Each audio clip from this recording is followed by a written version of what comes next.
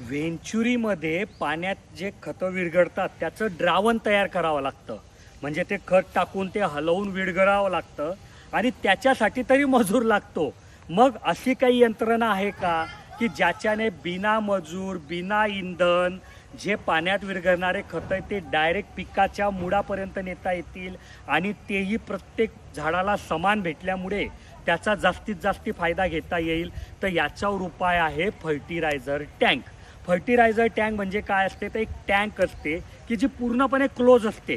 त्याच्यात एक झाकण असतं की ते उघडून त्यात खत भरायचं असतं आणि झाकण लावून द्यायचं असतं. या टँकला एक इनलेट असतं, एक आउटलेट असतं आणि हे दोनही तुमच्या मुख्य पाईपलाईनला जोडलेलं असतं. तर मुख्य पाईपलाईनमधून पाणी येतं, ते खत विरघळतं आणि जसं विरघळलं तसं वापस तुमच्या मुख्य पाईपलाईनमध्ये जातं आणि त्या माध्यमातून ते तुमच्या झाडाच्या मुळाच्या कार्यकक्षेत जातं आणि हे खत हळूहळू विरघळत असल्यामुळे तुमच्या सर्व झाडांना एक समान भेटायची गॅरंटी जास्ती असते, शक्यता जास्ती असते आणि त्याच्यामुळे याच्यात जास्ती फायदा होतो व्हेंचुरीपेक्षा. जर तुम्ही व्हेंचुरी वापरत असाल आणि तुम्हाला जर ते कंटाळा येत असेल की बाबा द्रावण हाताने तयार करावं लागतं किंवा व्हेंचुरीमुळे बॅक प्रेशर येतं, तर तुम्ही फर्टिलायझर टँकचा उपयोग नक्की कराल. आणि जर तुम्ही नवीन कस्टमर असाल तर कशाला विषयाची परीक्षा घ्यायची?